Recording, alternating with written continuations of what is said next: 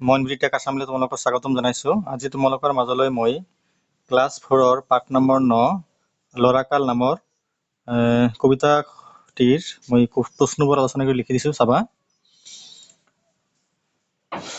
আগতে এটা কাম কৰিবা, তোমালোকে কি কবিতাটো ভালকে পঢ়ি ল'বা, তাৰপিছত তোমালোকে প্ৰশ্নবোৰ চাবা।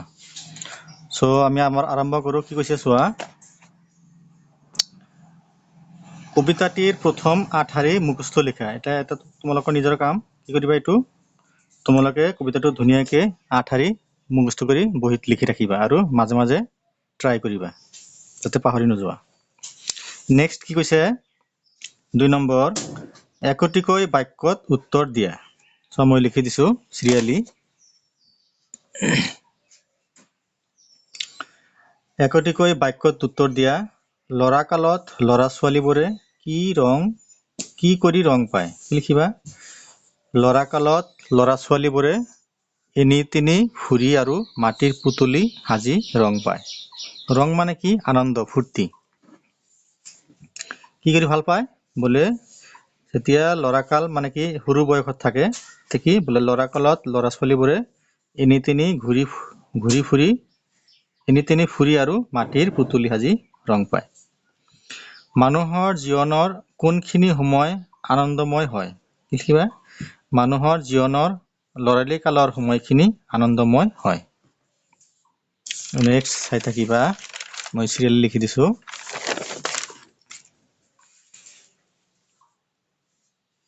এটা কাম কৰিবা,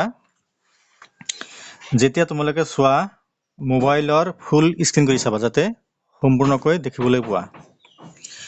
গ নম্বৰ কি কৈছে চোৱা, লৰালিত ল'ৰা ছোৱালীবোৰে কেনেকুৱা কাম কৰি ভাল পায়? কি লিখিবা?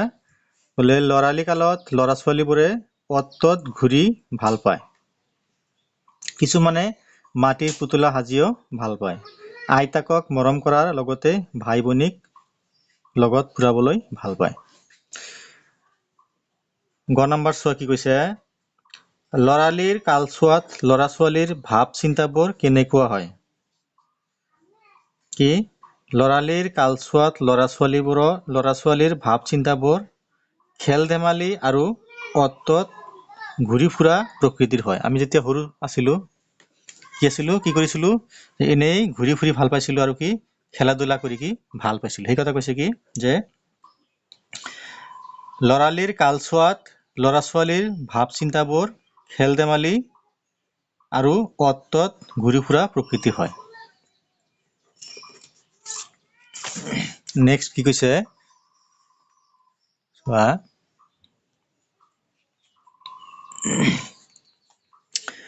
লৰাকাল কবিতাটিৰ মূল কথা গদ্যত লিখা। আমি কি গদ্য আকাৰে লিখিব লাগে। মই লিখি দিছোঁ, চাবা।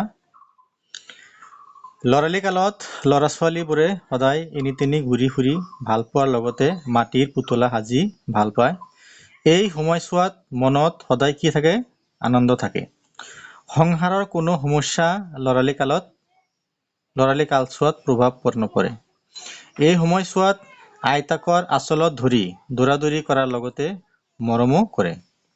ভাই ভনীক লগত লৈ ফুৰাবলৈ ভাল পায়। শেষত ভগৱানে ইমানবোৰ আনন্দ দিয়ে বুলি ভগৱানক দয়াময় বুলি অভিহিত কৰাৰ লগতে তেওঁৰ চৰণত যেন অন্তিম যাত্ৰা হয় তাৰে কামনা কৰিছিল।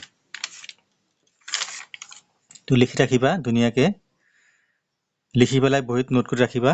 নেক্সট তোমালোকে মুখস্থ কৰিবা। চোৱা, তাৰপিছত কি কৈছে, বাক্য ৰচনা কৰা। উমলি জামলি খিয়লা খিয়লি উলা লৰ ধৰ। লিখিবা উমলি জামলি কেনেকে বনাবা বাক্য। সৰু ল'ৰা ছোৱালীবোৰে উমলি জামলি ভাল পায়। খিয়লা খিয়লি, আমি আমাৰ সহপাঠীৰ লগত খিয়লা খিয়লি কৰিব নালাগে। খিয়লা খিয়লি মানে কি? কাজিয়া, দ্বন্দ্ব, হিংসা কৰা। উলা মানে কি? আনন্দ। কি? লৰালি কালচোৱাত মনটো উলা প্ৰকৃতিৰ হয়। নেক্সট চোৱা, লিখি দিছো, চাই থাকিবা। লৰ ধৰ, লৰালি কালত ল'ৰা ছোৱালীবোৰে লৰধৰ কৰিলেও এলাহ অনুভৱ নকৰে। চাবাচোন, যেতিয়া সৰু ল'ৰা ছোৱালীবোৰে কি এনেই দৌৰাদৌৰি কৰে কি তেতিয়া কি এলাহ ভাৱ নাথাকে, কি একো টায়াৰ্ড নহয়, ভাগৰুৱা হৈ নপৰে। সেই কথা কৈছে কি যে লৰালি কালত ল'ৰা ছোৱালীবোৰে লৰধৰ কৰিলেও এলাহ অনুভৱ নকৰে, মানে কি ভাগৰ নালাগে, টায়াৰ্ড নহয়। সমাৰ্থক শব্দ লিখা। সমাৰ্থক শব্দ মানে কি যে একেই শব্দ, যিবোৰ শব্দৰ কি আৰু বেলেগ বেলেগ কি থাকে বোলে অৰ্থ থাকে, তাক কি বুলি কোৱা হয় বোলে সমাৰ্থক শব্দ বুলি কোৱা হয়। উলা, লৰধৰ, খিয়লা খিয়লি, উমলি ঝামলি, পোহৰ, ভাই ভনী। এইফালে শব্দ লিখিবা, এইফালে সমাৰ্থক শব্দ লিখিবা। উলাহ মানে কি আনন্দ সন্তোষ। লৰধৰ মানে কি খৰধৰ কৰা, লৰালৰি কৰা। চাবা পাৰ্থক্য চাবা, এই ল'ৰা ল দি ইয়াতে যদি কি দিয়া এটা কমা দিয়া, এই ল'ৰা মানে কি বয়, বয় মানে কি ল'ৰা। কিন্তু যদি এই কমাটো তুমি নিদিয়া তেনেহলে এই ল'ৰা মানে কি লৰচৰ কৰা, সেই ল'ৰা বুজাব, মনত ৰাখিবা। লৰধৰ মানে কি খৰধৰ কৰা বা লৰালৰি কৰা। খিয়লা খিয়লি মানে কি হিংসা বা ঈৰ্ষা। উমলি ঝামলি মানে কি অত বা কি উমলি ঝামলি কি জঁপিয়াই থকা, যিটো লিখা কি জঁপিয়াই থকা। সৰু সৰু ল'ৰা ছোৱালীবোৰ কি দৌৰ পাৰে না নাই, দৌৰ দিয়ে, সেইটো কৈছে যে কি উমলি ঝামলি অত বা জঁপিয়াই থকা। পোহৰ মানে কি, পোহৰ মানে জেউতি, কিৰণ, দীপ্তি বা ৰশ্মি। ভাই ভনী মানে কি ভাতৃ ভণ্টি। চ' তোমালোকে ধুনীয়াকে নোট কৰি ৰাখিবা আৰু মুখস্থ কৰিবা। তোমালোকৰ প্ৰশ্নবোৰ বহুত মানে কষ্ট কৰি পেলাই মানে প্ৰিপাৰেশ্যন কৰা হয়, গতিকে তোমালোকে বহীত লিখি ৰাখিবা। নেক্সট আৰু আছে চাবা, কি কৈছে কি খালী ঠাই পূৰ কৰা। এইটো তোমালোকে নিজে নিজে কৰিবা। চোৱা, এইটো তোমালোকৰ নিজৰ কাম বুলি মই ভাবিলো। খালী ঠাই পূৰ কৰা। পোহৰ ঢেছ মোৰ মন থাকে ফুলি, খিয়লা খিয়লি মই নাজানো ঢেছ, মুখত সদায় মোৰ ঢেছ নুগুচেই, সংসাৰৰ ঢেছ মই নুবুজো নিচেই। এইটো তোমালোকে কবিতাটি কি চাই পেলাই নিজে নিজে ফিল আপ কৰিবা। নেক্সট চোৱা কি কৈছে, উদাহৰণত দেখুওৱাৰ দৰে বাক্য ৰচনা কৰা। এইটো দিয়া আছে, এইটো কি তোমাৰ কিতাপত দিয়া আছে, কৰো। মই মোৰ সময়ৰ কাম সময়ত কৰো। নেক্সট কৰ আছে, তই তোৰ কামখিনি সোনকালে কৰ। এইটো কি বুজাইছে, অলপ অৰ্ডাৰ টাইপৰ বুজাইছে। কৰা, তুমি তোমাৰ কামখিনি সোনকালে কৰা। কৰিম, মই মোৰ কাম সময়মতে কৰিম। কৰিবি, তই তোৰ কামখিনি সময়ত কৰিবি।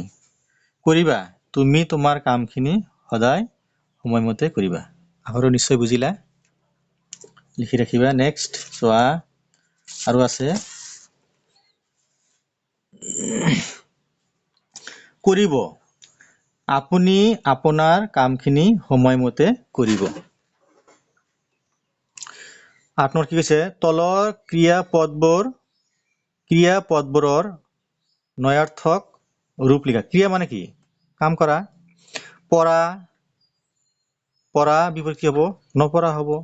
হহা নহহা, যোৱা নোযোৱা, কিনা নিকিনা, ফুৰা নুফুৰা। নেক্সট আৰু কি দি আছে 9 নম্বৰ, চোৱা কি কৈছে আমাক। 9 নম্বৰ কৈছে কি যে উদাহৰণ লৈ চাই তলৰ খালী ঠাইবোৰ পূৰোৱা। ল'ৰাকাল, লৰালি, শিশুকাল, কিশোৰকাল, বৃদ্ধকাল। এনেকে লিখিবা। শিশুকাল শিশুকালী, কিশোৰকাল কৈশোৰ, বৃদ্ধকাল বাৰ্ধক্য।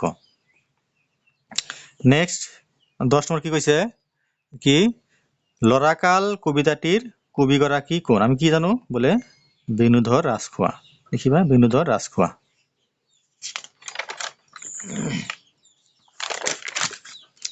লাষ্ট চোৱা, কি কৈছে বিপৰীত লিংগ বুজোৱা শব্দ লিখা এইফালে তাৰমানে এইটো কি তোমাৰ পুৰলিংগ এইফালে কি বোলে স্ত্ৰীলিংগ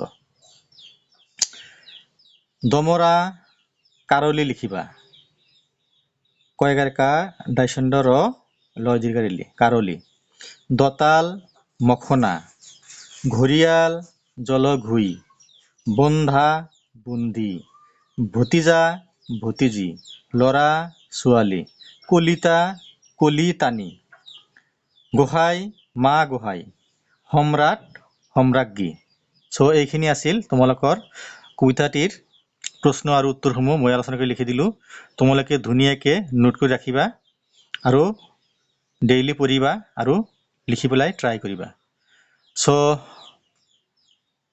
প্ৰশ্নবোৰ ভাল লাগিলে মোৰ চেনেল লাইক কৰিবা ছাবস্ক্ৰাইব কৰিবা কমেণ্ট কৰিবা আৰু নিয়মিতভাৱে চাই থাকিবা থেংক ইউ নেক্সট ভিডিঅ'ত তোমালোকক পাৰ্ট নম্বৰ 10টো আগবঢ়াম থেংক ইউ